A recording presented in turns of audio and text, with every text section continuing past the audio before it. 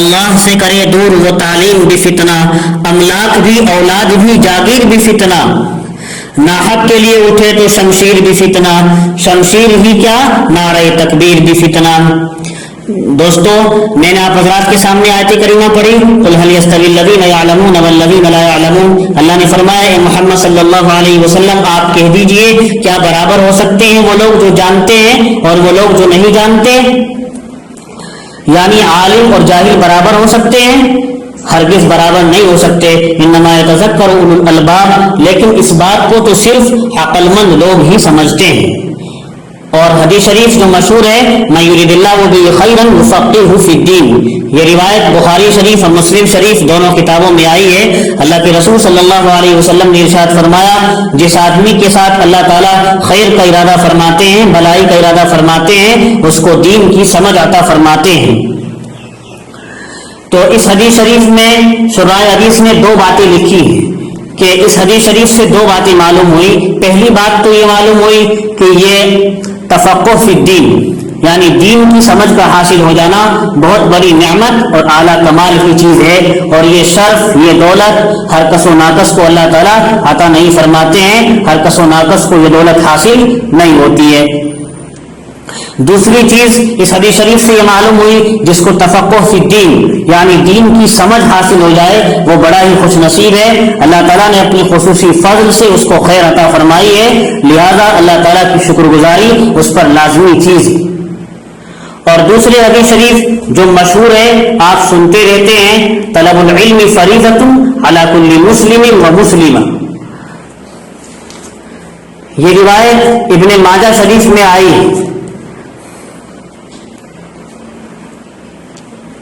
حضرت انس رضی اللہ تعالیٰ عنہ اس کے راوی ہیں، اللہ کے رسول علیہ الصلوۃ والسلام نے ارشاد فرمایا علم کا حاصل کرنا ہر مسلمان مرد اور عورت پر فرض ہے۔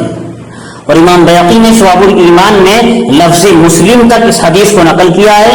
علماء نے کہا ہے کہ لفظ مسلم میں ہی مرد اور عورت دونوں داخل ہیں، علم کا حاصل کرنا مرد اور عورت دونوں پر فرض ہے۔ اس حدیث میں اللہ کے رسول علیہ الصلوۃ والسلام نے یہ بات خصوصیت سے فرمائی ہے کہ علم کا سیکھنا ہر مسلمان مرد و عورت پر فرض ہے۔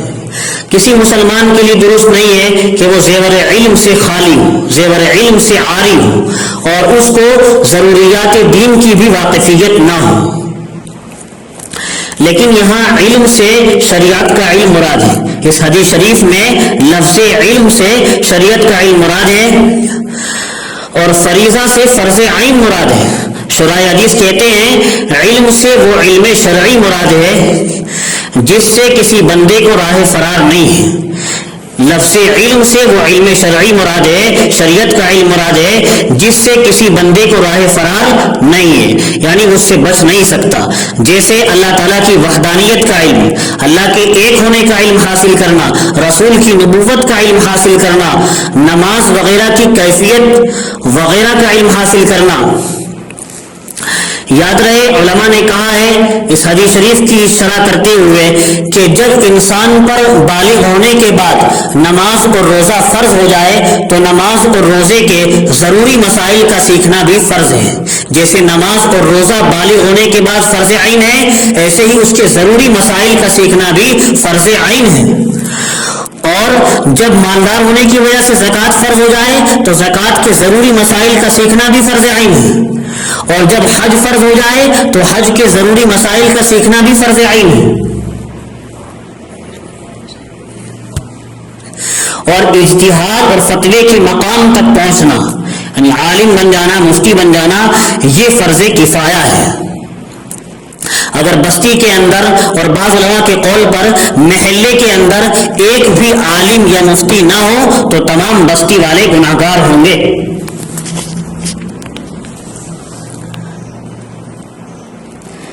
اور یاد رہے مختصر سی بات، بس یہ وقت بھی نہیں ہے، تعلیم بچوں کی تعلیم تو بہت زیادہ ضروری ہے۔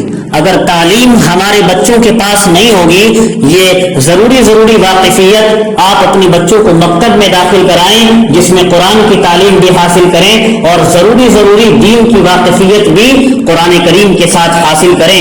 مکتب کی تعلیم دلانا اپنے چھوٹے بچوں کو بہت ضروری ہے۔ آپ اسکول کالج میں پڑھا رہے ہوں لیکن مکتب کی تعلیم بھی ساتھ ضرور دلائیں، قرآن کریم پڑھائیں اور اپنے بچوں کو ضروری دین کی مسائل کی واقفیت بھی کرائیں۔ ہمارے بزرگوں نے کہا ہے جس زمین پر بارش نہیں ہوتی وہاں کی فصلیں تباہ ہو جاتی ہیں، اور جن بستیوں میں دین کا علم نہیں ہوتا وہاں کی نسلیں تباہ ہو جایا کرتی ہیں۔